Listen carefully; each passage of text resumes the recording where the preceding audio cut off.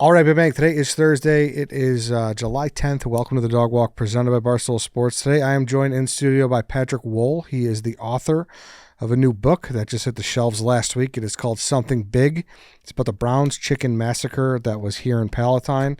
Patrick, thanks for joining me, man. I appreciate you coming in. Eddie, thanks for having me. I appreciate it. Yeah, so I, obviously, from the area, grew up on the northwest side of the city. You're from Park Ridge, actually not too far. Mm-hmm. You're like the closest bordering suburb almost to me. Absolutely. Whenever people ask me where I'm from in the city, I have to lie. And it's in Park or something. Yes, so, that's Park Ridge. Yeah, that's where I live now, so I get it. But yeah, so I was in the city side, but you're in Park Ridge, and naturally, you're a couple years younger than me. Mm-hmm. Just a case that has been interesting to me forever since we were kids, right? Because growing up with Brown's Chicken, for people that don't know, and I should note too, we've done an episode about this 3.5 years ago, but this is kind of a good way to flush it all out because you obviously did a lot of research and a lot of interviews and went in depth. We just kind of hit the surface with it. So it was a big deal, man. So we could get into it. Yeah, absolutely. And my connection to it is the same as you and a lot of other people. I mean, people talked about this case for a long time. I was actually born the year after it happened, and it was still something that was present because it was in the news for so long. It's happened in 93 and then went unsolved for 9 years. And in 2002, the case was finally broke. And then it took 5 years for the trials to come. So 2007, 2009 were the trials for the two killers. And so it's been in the news for so long that it's kind of a thing of lore in Chicago. So I'm excited to share, some of the more human element of it, sort of what I focus on in this. So. Yeah, for sure. And I guess we could start there is, of course, we just told you why we had interest in it. What made you go kind of even to the next level to want to write about this? Sure. Well, more than 30 years has passed. There's been a lot written. There's been podcast episodes almost every month. A new show does something on it. There's been a couple books on it. They're mostly focused just on one. It's just on the individual trials. There's another one that's more than 20 years old. It took place, or it was written before the resolution of the case and these death penalty trials. And I always kind of walked away from these wanting to know more about the people involved, whether it was the police who spent, nearly a decade investigating this. I want to know what that was like. The attorneys who worked on these death penalty trials, which were so closely watched for years. And of course, I felt often the lives of the people who passed away, 7 people, were sort of just a footnote in a lot of the past stories. So I wanted to share more about that.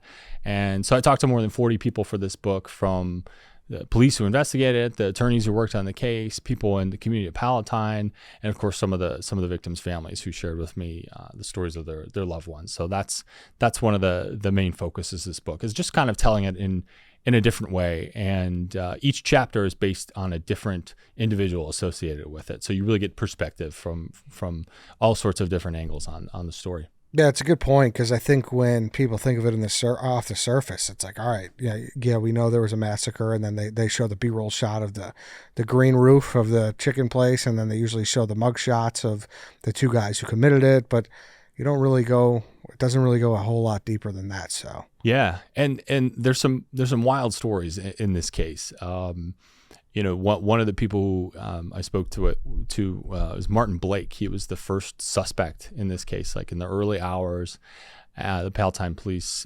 interrogated him and thought it might be him because he was an employee at the restaurant. He was kind of a kooky guy. He had not someone his neighbors loved. He was shooting guns in his hallways and was loud and always throwing parties. But, that doesn't make you a killer. But he was, I talked to him about what it was like to have his face on all the newspapers, his video of him on every TV broadcast throughout Chicago. And he told me it basically destroyed his life. And so he had to move the state. And that was a fascinating perspective for me. There's also obviously the stories of the victims, which I get in depth. Well, why don't you lay out the whole kind of gist of it, and then we could kind of go from there too for people who don't know anything about it. Absolutely. So this is a case, as I mentioned, is dates back to 1993. So in January 8th, 1993, there were 7 people at a Brown's Chicken restaurant in Palatine, Illinois. For those of you who don't know, it's a suburb about 30 minutes northwest of the city. And 7 people were closing up that night. 2 men came in while they were closing, and they ordered a 4-piece chicken dinner. And then, unfortunately, they killed everyone at the restaurant. And when they didn't come home, their families went looking for them because they hadn't returned. And police found their bodies in the freezer and a cooler at the restaurant. So it was just a horrible tragedy. And police went over various suspects, but the case went unsolved for about 9 years. And it ended up being broke because one of the investigators, a crime scene technician at the site that day, had noticed that the garbage cans were empty. They had been closing up, and they found that 4-piece chicken dinner. So they decided to freeze it. And at that time, it was kind of a weird move, and people were, questioning it because you couldn't do anything with a chicken bone or a saliva sample that small. You couldn't get a sample that you could match with someone. But the woman who froze it knew that the technology was developing and maybe they could do something with it later. So in 98, they got a sample. And then in they got a match. And then in 2002, the ex-girlfriend of one of the killers came forward. She had hid her story for a long time, came forward and revealed it to police. They were able to get both men's DNA and match it to one of the killers, Juan Luna, to that chicken bone, and solve the crime in 2002. Was that going through the story? So it was kind of the garbage cans were empty. It's like when you go to a place late and they just dump their chicken bones like in the empty cans? They did, yeah. Is that what it is? One of the when they came in, it was 2 men named Jim Degorski and Juan Luna, and Juan went up to the counter and ordered a 4-piece chicken dinner. And the way they explain it later when they confessed is sort of that it wasn't necessarily planned. He was just sort of trying to kill time in the beginning there, and it ended up being the thing that solved the case. And obviously they were wearing gloves and picking up the shells from the gun after, but they didn't cover their tracks in that way because people didn't have an understanding of realize what it was. Yeah. Isn't it crazy too that chicken is definitely one of the foods that's probably worse for that? Oh, absolutely. It's the greasiest food you could possibly eat. And it's interesting. You leave behind something because it's not edible. Yes. Like if they just ordered fries and they just ate them all, seemingly there wouldn't be a ton left there. Maybe they would find something, but not like off a chicken bone. Totally. And an interesting angle of this too was for people who don't know, Brown's Chicken is still around. It's actually quite good. I recommend the chicken. There's about a dozen restaurants still around, but at this time there were over 150. They were all throughout the Midwest. They were in Florida and other states, and so it was like a very successful chain. And I talk about that in the book, how it was built up by John and Belva Brown. They were farmers in the southwest suburbs. They decided to just open up a cart where they would sell chicken to people, and became this huge business, and in part because they linked up with a man named Frank Portillo Jr. And if people know that name, it's because he is the brother of Dick Portillo, who founded Portillo's. Mm-hmm. He actually gave one of the initial investments that started Portillo's, the dog house in Villa Park, which is now the restaurant we know today. And so part of that story is how this impacted the business. There was a horrible connotation with Brown's Chicken. I don't think that exists today, but people it stopped eating at the restaurant. They had to sales plummeted. They tried really hard to up their reputation by putting in security cameras, and the founder donated all sorts of money to different causes, and it was very tough for them because they had nothing to do with it, but they were still impacted by it. Yeah, I remember growing up, and there were definitely more locations then, but it was still probably hurting at the time because not 93, I was 3 years old. So in the late 90s, it was still probably feeling the effects right away. Did you speak to someone from Brown's? I did. I spoke to some of the people who worked there or worked for the corporate or were involved in the worked at the franchise in Palatine too. And they talked about actually renaming the restaurant and from something other than Brown's, but Frank Portillo didn't want to do that because he didn't want to disrespect the man who had founded the business. And one of the tragic parts of this, I talk about in the book, is actually just a couple days before this took place in Palatine, the founder of the restaurant committed suicide. And so they were just completely going through it at this point. And it was an unfortunate thing that happens with businesses that are associated with it, a crime of some sort. The town of Palatine too, I think, had that kind of reputation too. That was unfortunate. That connotation with a crime that was no fault of their own. I don't think that it exists today, but an interesting story that the mayor told me. She was Rita Mullins was the mayor in Palatine for over 20 years. She was a interesting character. And when I talked to her, one of the stories she told me was how she was in Washington, D.C. at a conference. She traveled a lot for different conferences. And she saw James Earl Jones, the voice of Darth Vader, one of the most famous actors on the planet. And she was not a shy woman, so she brought her business card over to him. This is a week or two after this massacre had happened. And she handed him her business card and said, "Hi, Mr. Jones. My name's Rita Mullins. I'm the mayor of Palatine." And he looked at her and looked up from the card and said, "I'm so sorry."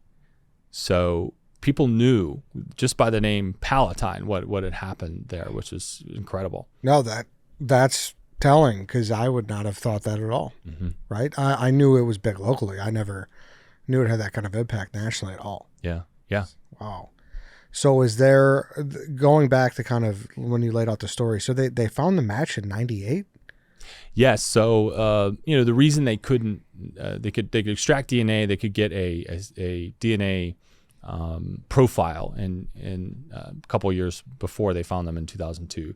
But because both men hadn't committed crimes, they weren't in any databases or anything that you could run it against.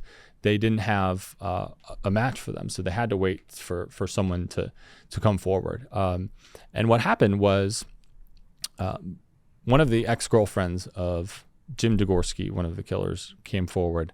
She'd been told just a week or two after the crimes in Palatine what had happened, and she kept it a secret. And it was in part because she was told that if she ever came forward and told anyone, that they would kill her. And they kept tabs on her for many years. And she tried to drop little hints to people, like she would walk around the restaurant with friends in the summer, and they'd always kind of end up sitting by the Palatine Brown's Chicken, and she would ask her friends questions like, do you think people think about this? Do you think anyone will ever solve it? Things like that. And nobody kind of really thought anything of it. And she wrote a letter to America's Most Wanted, trying to get the case solved. Maybe not the best way to resolve it. Should have came forward to police, obviously. But eventually she did. She overcame that fear, and that's how police were able to crack the case in 2002. And I talked to her friend who convinced her to come forward in this, who was really the impetus for all this. And it's a fascinating story just about how they came forward and the case came together in those next couple of weeks after. Was she willing to talk herself? She was. I was in contact with her through her friend. She said she doesn't remember a lot of the case. Actually, really? She's talked a little bit about it in the last few years, but has been pretty silent about it. But I was fortunate in writing this that I had access to a lot of things that other people didn't have in the past, like trial transcripts, which talked all about her history and the history of the killers and others, some of the family members too, as well as interviews with obviously people who knew this from all different angles. Yeah. What did her friend say? What was her main?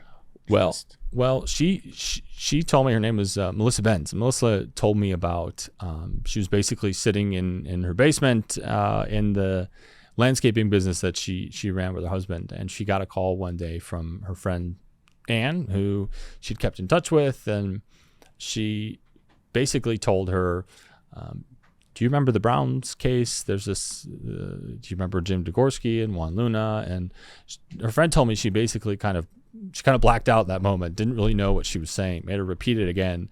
And she convinced her that you have to come forward now. You have to tell the police. And they called out the Palatine police, got her interviewed, and she had to wear a wire and try to get him on tape, having a conversation about the killing. It didn't really work, but ended up being key in the trials, because they had to connect her to they had to connect them to the crime scene. One of the things people ask me too is like one thing people shouldn't expect if they read the book is any kind of crazy angle on like who did it. It was very clearly the two men, Juan Luna and James Degorski. You had the DNA, which I mentioned, from the chicken bone connecting Juan Luna to the scene of the crime. You had the girlfriend, Ann Lockett, as well as one of the best friends of Jim Degorski, the killer, who both said that they told them the story, and she actually was served as the alibi, one of the other women. You had confessions from the two killers. They confessed almost immediately after this. Juan Luna did so on tape, and Jim Degorski did so when he was arrested, and then sort of on tape. They ended up turning it off because he didn't want to speak, but he told police, and there's no reason to doubt it. So people shouldn't expect any sort of huge twists like that in the case. It's definitely solved the way it was intended to. Yeah, there's no new suspect in here or anything like that. No. One of the things that's really most interesting about this case is like the police faced huge, really intense criticism at the time. Because wasn't it someone called looking for them, and then they were like, it's fine. Yeah, there were people some of the family members called early on, and that became a big thing in the beginning because people felt like they were ignored. I don't know that would have made a difference. I think, unfortunately, the 7 victims were gone at that point. I don't know that they could have saved them, or there would have been any more evidence that they would have found. But that was a big thing in the beginning for sure. They also blame them. I think if you go up to someone in Chicago and you ask them about this case, that's often the first thing they'll say is, they botched that case. And it was interesting looking back at this and what was said and the criticism, and I found a lot of it was just not true. The main criticism people had of the Palatine police was, this is a suburban police department. They don't have the resources. They don't know what they're doing. But they brought in everyone you could possibly imagine to help. They set up a task force, and they had over 100 members of law enforcement helping, from the FBI and all the 3-letter federal agencies to people in the suburbs and some of Chicago's most experienced homicide detectives, people who really dealt with this very frequently. And there were all sorts of dead ends in the case, people they went to and interviewed who they thought were suspects that didn't end up being the right person, or leads that just had no merit. And often it was the outsiders who were there helping, who said they knew better than the Palatine police, who were the ones who kind of sent them down that rabbit hole. And so I think my biggest realization from this is that I think they were unfairly criticized for that, and ultimately it was only going to be solved by someone coming forward to break the case, as it did in the end. Yeah, and I shouldn't say that that they said everything's fine, but it took them a minute to go to go into the restaurant, right? Yes. Wasn't that it? That was... Yes, yeah, it did, and obviously the families who didn't know where their loved ones were, because there were 7 people who were killed. 2 of them were the owners, Dick and Lynn Ehlenfeld. They had moved from Wisconsin a couple of years before this. They opened up the restaurant as basically a kind of new chance at life. They poured all their money into it and made changes and mentored their employees. So this was kind of a theme of a lot of the people who were killed, was they hadn't been there that long, which made it a huge shame. There were two high schoolers, Michael Castro and Rico Solis, who were from at Palatine High School, and they were friends. There were three other employees. Lupe Maldonado, he was a father of three. He had moved from Mexico just before Christmas of that year, so they were only there for like 2 weeks, which was very tragic because they were, brought their kids there to live a new life, and this ended up happening. And Marcus Nelson and Tom Menace were two of the other individuals there, employees. One, someone who was on the management track, who had a daughter, was kind of getting his life back together, was a veteran, and Tom was described as a very nice guy, kind of quirky, but just a very kind soul. So it was a tragedy, obviously. Did you have any opportunity to talk to the killers?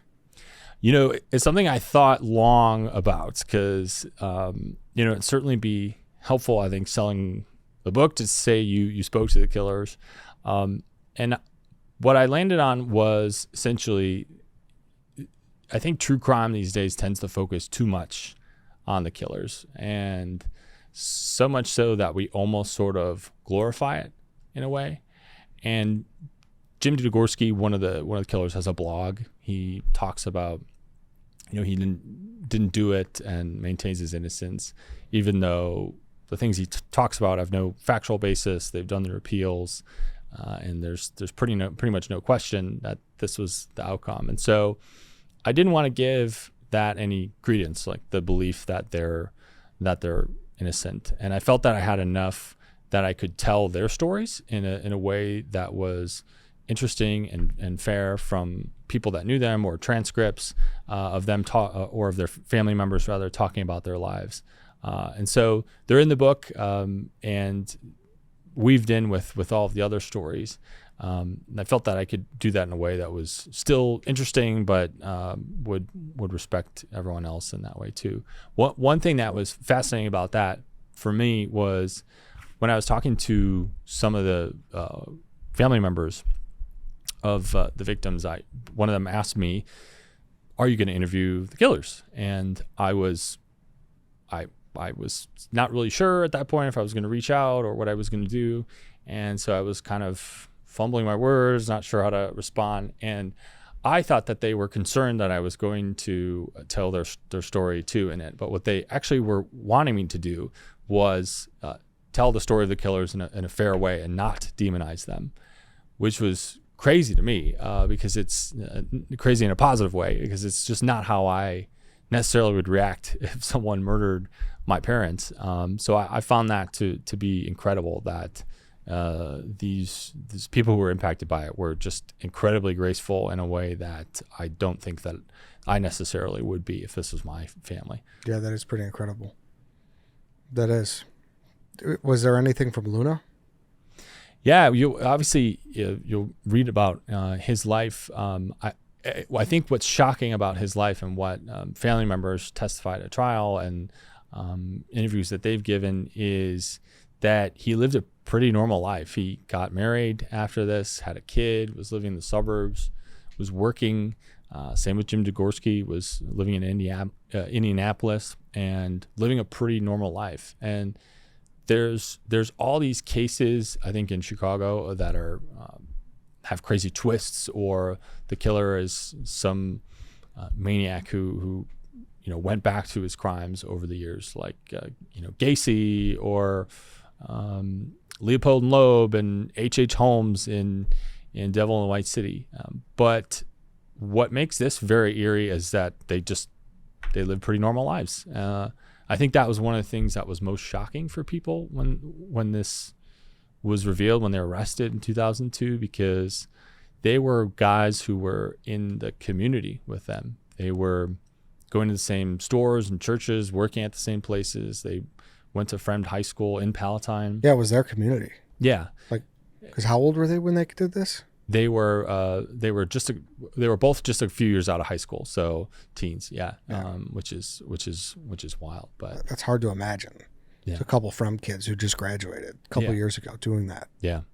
yeah, it was shocking, and a lot of other people got blamed for it that they knew, and nobody came forward. I talked to one of the women. There were actually three false confessions in this case, which are fascinating. I think people wonder, like, why would you confess to a murder you didn't commit? Why? That seems crazy. But I talked to one woman who did.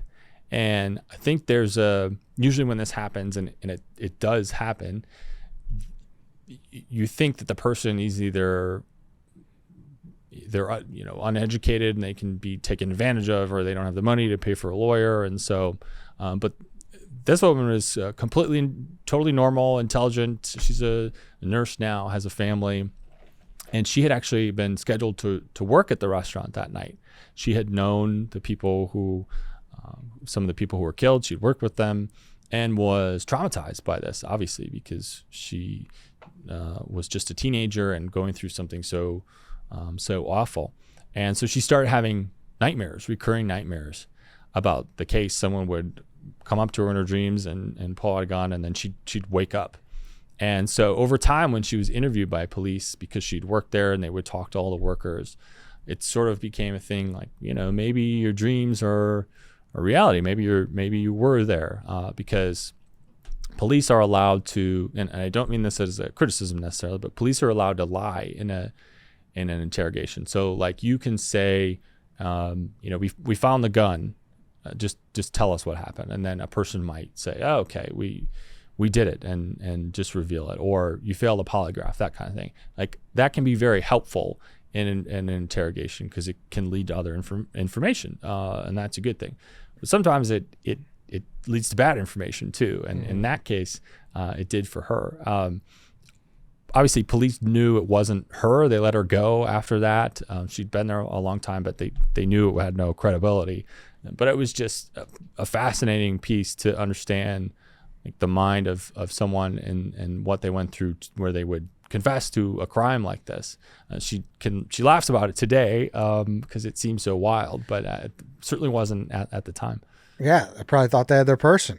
Yes, and she was kind of convinced of it too. So yeah, and there was another guy who came forward who kind of it's not clear why he did. Like, there are some people who maybe just want to, like, insert themselves into things, and he said all sorts of stories that just conveniently overlap with some of the things that happened that night. And so there's a whole story about that in the book, about how some of the confessions came forward. But I do think there's no question the confessions from the killer was not forced. It's on tape. You can see that, and it's much different than pretty clear. Yeah. Is there was there ever a reason that you found throughout this thing for a motive besides just robbery? Yeah. The motive was something big. They wanted to do something big, and that is what they told their friends when they called one of their friends to pick them up that night. It's what they told Ann Lockett, the girlfriend who came forward to solve the case in those early days after the crime, and it's what they told police when they confessed later. And so I was like, why did you do it? They're like, we wanted to do something big. We wanted to do something big, yeah. And Jesus. So so a lot of people ask, do you think it was a robbery just gone wrong? And that was kind of a theory that people had in the early days. But I think there's no question that they went in and it was a sick thrill kill. Juan Luna, one of the killers, had worked at the restaurant. He'd overlapped a little bit with the new owners, the Ehlenfelds. He knew them. He knew one of the high schoolers who was murdered. And so you don't go into a restaurant not wearing masks, which they weren't. That's full of people that will recognize you if you want to rob a place. And so I think their intent was always to kill. And there was no ill will with these people, from what you understand? No. In fact, Juan Luna had left for another job. There was no animosity between anyone. There was, again, they were people in the community. It was really just like they wanted to do something big, and this was their sick something big. So I try to kind of turn that on its head in the book and focus in the end on like what they took from people, what was big and been big in other people's lives, which so far people have appreciated. Yeah, because it was only like $2,000 that they got. Yeah, it was less than $2,000, and they actually left money in the safe there too. So if they'd gone to rob it, I would imagine they would have stolen everything that was there. And they also, one of the friends who picked them up, who ended up testifying, her name was Paline. She was very close with the killer, James Degorski. She actually took $50 from them that night, knowing it was stolen. She thought it was stolen originally, but then they told her they had murdered all these people, and she still took it and bought shoes the next day with it at the mall when they went to clean their car and kind of tidy up the evidence. So it was. How many people did they tell? They told, by the time that Ann Lockett came forward, there were probably at least half a dozen people that knew. She had told her roommate and I think another boyfriend, because she wanted them to watch out for Jim. She thought maybe he was going to come after her. And so, but that was later on. It wasn't 10 years between when a ton of people knew. She'd been telling people a little closer to when she actually came forward, but still there were quite a few who did. And I think one interesting thing is that makes this unique to like the 90s is I think this would have been solved much sooner, just with like you walk around any neighborhood today and there's cameras everywhere. There's Ring cameras. They would have had their cell phones. They would have had texts. And so it would have been different in that sense, but also there would have been crazy aspects that they would have had to deal with people online. I don't know if you followed the Idaho murders case. I know very much so. I yes. did. Yeah. And you've got online sleuths, people that are pointing to people that had nothing to do with it, and which is wild. So they would have had that aspect too, which would have been made it even more intense. But that's crazy that many people knew, when we all thought during that period that it was just a cold case. Yeah, one of the sisters of the victims, I asked her about that, and obviously they had to suffer for almost a decade waiting for this to be resolved, and she should have come forward earlier, and that was a tragedy. But what she told me was, in the end, it worked out the way that it was supposed to. And she said that's because, in her view, Ann Lockett, if she had come forward with what she knew immediately, it would have been her word, which was the word of a woman who admittedly had struggles with drugs and alcohol and had been in a facility dealing with mental health issues when this all happened, had been fired from jobs, like a very imperfect person, admittedly, versus two men who really didn't have much of a record and who had no DNA at that time tying them to the scene of the crime. And so I thought that was an interesting point, that it's possible she would have came forward and nobody would have believed her. So in the end, it worked out because they were able to put everything together and there was no question of who did it at that point.